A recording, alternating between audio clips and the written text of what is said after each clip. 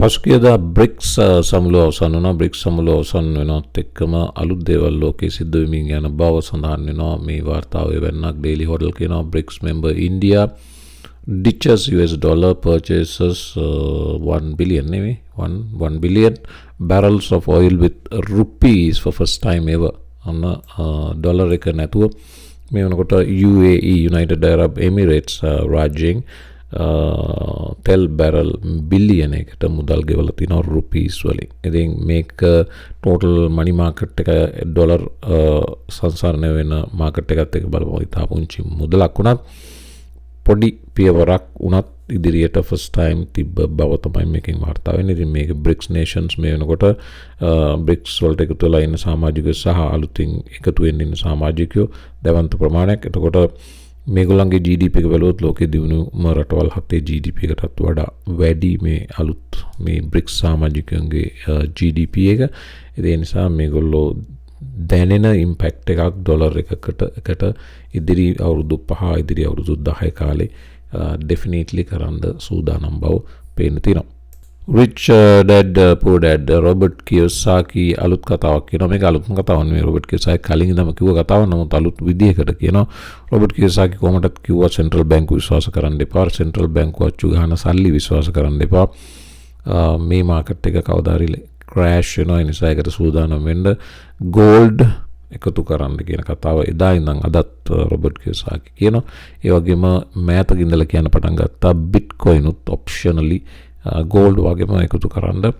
මේවා තමයි ඉන්ෆ්ලේෂන් එකට හෝල් කරන්න පුළුවන් හොඳම ඇසට්. ඒ වගේම මේවා තමයි ඒ අනවරත මනි ප්‍රින්ටිං වලට තියෙන හොඳම විසඳුම බව. දැන් මෙතන තව එකක් කියනවා. ඒ තමයි අපි හැමෝටම ඉන්වෙස්ට් කරන්න පුළුවන් තව එකක්. ඒ තමයි රොබර්ට් කියෝසාකි කියනවා මේ අලුතෙන් එන ටෙක් ඩෙවලොප්මන්ට්ස් උත් එක්ක ඉතාම අත්‍යවශ්‍ය ප්‍රෙෂස් මොකද්ද ලෝහයක් තමයි සිල්වර් කියන්නේ රිදී. ඒතකොට සිල්වර් කොයින් එකක් ගන්න අපි හැමෝටම හැකියාවක් තියෙනවා. ඒ නිසා සිල්වර් වල ඉන්වෙස්ට් කරන්න ඉදිරියේදී ලෝකේ තාක්ෂණික දියුණුවත් එක්ක විශේෂයෙන්ම ඔය ඉලෙක්ට්‍රික් කාර්ස් මැනුෆැක්චරින් ප්‍රොසෙස් එකට එම ඉතාම අත්‍යවශ්‍ය වෙන මූලද්‍රව්‍යයක්. සිල්වර් ප්‍රයිස් එක තාමත් all time high එකේ ඉඳලා තවත් 100 තාමත් ඉන්නේ 150ක් යටින්. ඒ නිසා හොඳ ඉන්වෙස්ට්මන්ට් ඔප්ෂන් එකක් සිල්වර් කියලා මේ ආටිකල් එකේ කියනවා. එතකොට ගෝල්ඩ්, සිල්වර්, බිට්කොයින් මේ තුනේ ඉන්වෙස්ට් කරන්න කියලා තමයි රොබර්ට් කියෝසාකි උපදෙස් දෙන්නේ. ඒ වගේම රොබර්ට් කියෝසාකි මෑතකදී අවසන් වුණ BRICS සමුළුව ගැනත් කිව්වා. BRICS එක ඩොලර් එක කොහොමදත් හලන්න යන වෙලාවේ ඩොලර් එක ගැන ඕගොල්ලෝ විශ්වාසය තියාගන්න එපා. ඒ වගේම ට්‍රැඩිෂනල් ෆියට් කරන්සි ගැන විශ්වාසය තියාගන්න එපා. මේවා තමයි නියම ඇසට් ක්ලාස් කියන එක නැවතත් මතක් කරා. විවේක් දාලා තියෙන මේ chart එක බලන්න බිට්කොයින් කම්පැරිසන් එකක්. හැබැයි හැම මේ බිට්කොයින් අවදි 4ක් කාලවකවානු 4ක් උඩ මේක 2011 2013 ඊළඟ එක 14 17 ඊළඟ එක 18 21 යටම එක මේ දැන් අපි ඉන්න වකවානුව. එතකොට මේ හැම එකකම කොටස් තුනක් තියෙනවා. රෙඩ් එක තමයි බෙයා මාකට් එක. ඊට පස්සේ yellow එක accumulation එක. right side එකේ උඩ තියෙන bull market එක. එතකොට බෙයා accumulation bull. එතකොට බෙයා accumulation bull මේ වකවානු හතරෙම එකම විදිය. මේ දැන් අපි ඉන්නේ එකේ මේ වෙනකොට අපි ඉන්නේ තාම බෙයා මාකට් එක අවසන් වෙලා මේ accumulation කියන phase එකේ. එතකොට bull market එක උඩ අවස්ථා තුනේම බලන්න bull market එකේ තත්ත්වය ඊළඟට මෙවර bull market එකේ අවසානය ලක්ෂ 3 උනත් විය හැකි බව තමයි විවේකී අදහස. ඉතින් මේ ප්‍රශ්නේ are you mentally prepared for 300,000 bitcoin?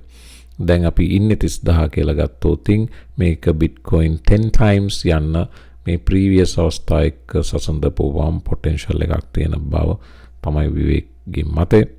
ඒකේ වෙතත් 15 minute chart එකේ බලපුවම මේ වෙනකොට මේ 50 සහ 200 period moving averages දෙකෙන් උඩට ඇවිත් price එක මේ yellow line එක තමයි 20 period.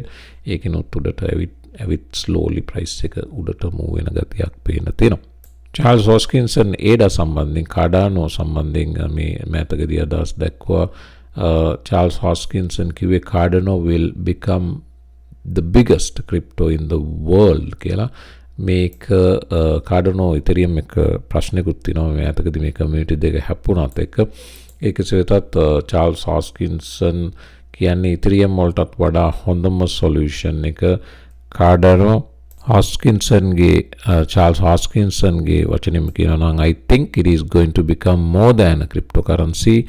I think it is going to become the backbone of a new digital nation.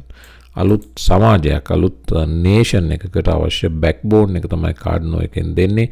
A කාඩනෝ network එක ඇතුලේ එතකොට මිනිසුන්ට අවශ්‍ය නම් ඔයාට වෝට් කරන්න අවශ්‍ය නම් ඒ වෝටිංగ్ ෆැසිලිටි එක ඒ වගේම ඔයාගේ මුදල් ජීවත් කරන්න අවශ්‍ය පරිසරයක් මේක ඇතුලේ ඒ වගේම ඔයාගේ ඩිජිටල් ලයිෆ් එක ජීවත් කරන්න අවශ්‍ය පරිසරයක් මේක ඇතුලේ නිර්මාණය කරන්න කාඩනෝට හැකියාව ඕල්රෙඩි ලැබිලා තියෙනවා. ඒ නිසා ඉදිරියේදී ක්‍රිප්ටෝ ස්පේස් එකේ අත්‍යවශ්‍යම සහ ලීඩින්ම ක්‍රිප්ටෝ එකෝසිස්ටම් එක වෙන්නේ කාඩනෝ. ඒ නිසා කාඩනෝ will be the best crypto in the world, will become the best crypto in the world කියන කතාව චාල්ස් හොස්කින්සන් කියනවා. ඒ වගේම මේක නිකන් මගේ පර්සනල් ඔපිනියන් එකක් පමණයි, මේක ෆයිනෑන්ෂියල් ඇඩ්වයිස් නෙවෙයි. මොකක් හෝ හේතුවක් නිසා මට හිතෙනවා කාඩනෝ මේ ක්‍රිප්ටෝ ස්පේස් එකේ ලීඩින් ක්‍රිප්ටෝ කරන්සි එකක් වේවි කියලා. ඔයාලට මතක නම් ප්‍රීවියස් ඕල් ටයිම් හයි එක $3 දැන් 7.30නුත් 7.25යි. හැබැයි මේක බෙයා මාකට් එක පුරාවට ඩෙවලොප්මන්ට් ඇක්ටිවිටීස් කියපු නෙට්වර්ක් එකක්. මේ වෙනකොට පසුගිය සතිය වෙනකොට ලීඩින් ඩෙවලොප්මන්ට් ඇක්ටිවිටීස් වලින් නම්බර් 1 කාඩනෝ බවට පත් වුණා. ඉතින් ඩෙවලොප්මන්ට් ඇක්ටිවිටීස් එක්කම චාල්ස් හොස්කින්සන් සහ IOHK ආයතනත් ඇක්ටිව්ලි මේ මුළු බෙයා මාකට් එකේම වැඩ කරා, කමියුනිටි එකත් එක්ක හිටියා, කතා බහ කරා. මේක ඉදිරියේදී සෑහෙන තැනකට එන්න පුළුවන් ක්‍රිප්ටෝ නෙට්වර්ක් එකක් බව තමයි මගේ පුද්ගලික හැඟීම. ඒකත් මම මෙතනදී සටහන් කරගෙන යන්නම්. මේ ට්‍රේඩ් එක Patreon එකේ ෂෙයා කරේ නැති ට්‍රේඩ් එකක්. ඒකට හේතුව Patreon එකේ එකවර ට්‍රේඩ් දෙකක් තුනක් යනකොට 4 5 6 7 opportunities මම Patreon එකේ ෂෙයා කරන්නේ. ඒ වගේම එහෙම ට්‍රේඩ් කරනකොට ට්‍රේඩ් 7 8ක් එකවර ගන්න එක extremely risk එකක් නිසා. නමුත් Patreon community එකේ අය පුද්ගලිකව කීප දෙනෙක් මාත් එක්ක අහපු සොලානා තමයි මේ තින්නේ. ඉතින් මේක ගැන ඇහුවා. ඒක මම බයි එන්ට්‍රි එකක් විදියට ඒ අහපු අයට විතරක් කිව්වා. මේ තින්නේ සොලානා ට්‍රේඩ් එක. මේක අවලි chart එකේ මේක ස්විංග් ට්‍රේඩ් එකක්. 10කට විතර පස්සේ ඒක ප්‍රොෆිට් ටාගට් එක රීච් කරා. මේකේ ස්ටොප් ලෙවල් එක මේ ස්විංග් ලෝ එකේ බොටම් එකෙන් පහළ ස්ටොප් එක වගේම එන්ට්‍රි ප්‍රයිස් එක මේ ඔරෙන්ජ් ලයින් එකක් ඔයාලට පේනවා නම් ඊට පොඩ්ඩක් සත ගානක් උඩින් ඒ ඔරෙන්ජ් ලයින් එක මල්ටි වීක් සපෝට් ලෙවල් එකක්. එතකොට එන්ට්‍රි එක සපෝට් ලෙවල් එක, ස්ටොප් එක ස්විංග් ලෝ එක, ප්‍රොෆිට් එක සුපුරුදු පරිදි ඒ රිස්ක් එක වගේ 1.5 ගුණයක්. ඉතින් ඒක ප්‍රොෆිට් ටාගට් රීච් කරලා තිනවා. Bitcoin මේ මාසේ අගභාගයේ 50,000 රීච් කළ හැකි. මෙන්න මේ chart pattern එකේ මේ pattern එක form වුණොතින් කියන කතාව මේ වාර්තාවේ trading shot කියන anonymous analyst විසින් සඳහන් කරනවා. chart එක පේනවා වඩා පැහැදිලි කතාව. මේක monthly chart එකේ මේ analysis එක යන්නේ.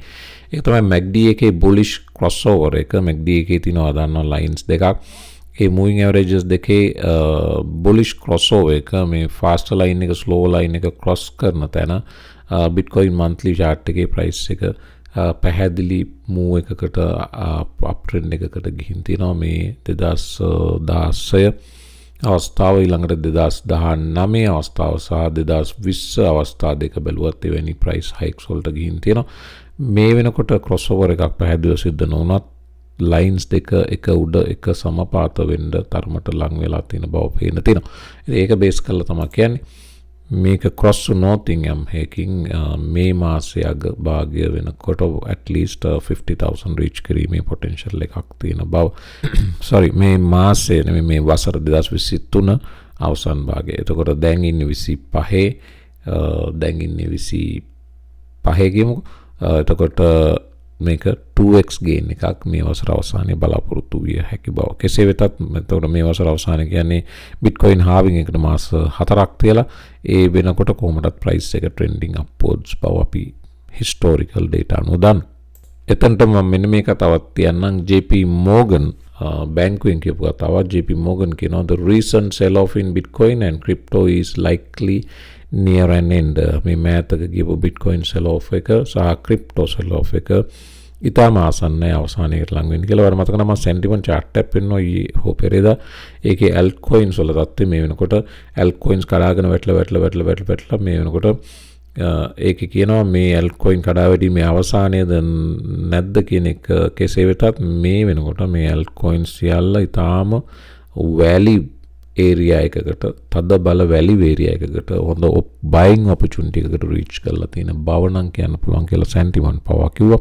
ඒ වගේම Bitcoin rainbow chart එක දිහා බලපුවම මේ altcoin daily දාලා තියෙන මේ chart එක දිහා බලපුවමත් මේ වෙනකොට මේ extreme blue band එකට ඇවිත් එතනින් trending upwards power pain තියෙනවා. මේකත් oscillator එකක් red වලට ආපුවම කඩන් වැටෙනවා, blue වලට ආපුවම bounce වෙනවා. දැන් මේ වෙනකොට red වලින් වැටිලා blue එකට ඇවිල්ලා blue එකෙන් up trending. ඉතින් මේ rainbow chart එකත් කියනවා Bitcoin already bottom එකෙන් පිටත් වුණ බව.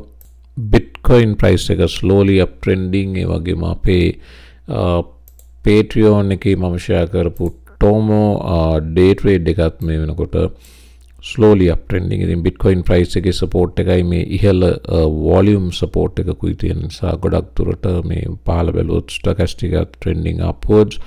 ගොඩක් දුරට මේක profit target එක reach කිරීමේ අවස්ථාවකුත් තියෙනවා. ඉතින් ඔන්න අද දවසේත් ඔයාලට videos දෙකක් ලැබෙනවා. prices crypto වල slowly recover වෙමින් තියෙන බව පේන්න තියෙනවා. ඉතින් නමුත් overall market එක sideways බව මම කලින් කිව්වා වගේම ඒකේ වෙනසක් නැහැ. ඉතින් day trade කරන්න swing trade කරන්න interested නම් සම්බන්ධ වෙන Patreon එකට day trading වලට ඕන membership level එකකට සම්බන්ධ වෙන්න පුළුවන්. swing trade interested නම් second level එකේ ඉඳලා උඩට සම්බන්ධ විය හැකි. මේකට massive response එකක් globally ලැබිලා තියෙනවා. ඔයාටත් පුළුවන් මේකට සම්බන්ධ වෙන්න. Patreon කියලා link එකක් YouTube video description box එකේ තියෙනවා පහළ. ඒකෙන් විතරක් සම්බන්ධ වෙන්න කියලා මතක් කිරීමකුත් කරනවා. credit card debit cards වලින් payments කරන්න පුළුවන්. වගේම PayPal account එකක් තියෙනවා නම් ඒ හරහා කරන්න පුළුවන්. USDT වලින් Binance එකකින් වෙනත් centralized crypto exchanges වලින් payments කළ නොහැකි බවත් මතක තියාගන්න. එවනම් මම වීඩියෝ එක අමාර කරනවා. සුපුරුදු විදිහට videos like කරන්න, channel එක subscribe කරලා උදව් කරන්න. community එක grow කරන්න තව 100 ගණක් අවශ්‍යයි. අපිට 58 reach කරන්න ඔයාගේ support එකත් අවශ්‍යයි. වගේම Twitter එකටත් සම්බන්ධ වෙන්න මතක කරන්න එපා. මේ සියලු links පහළ තියෙන බවත් මතක් කරනවා. අපි මම අලුත් වීඩියෝ එකකින් එක්ක සුබ දවසක්.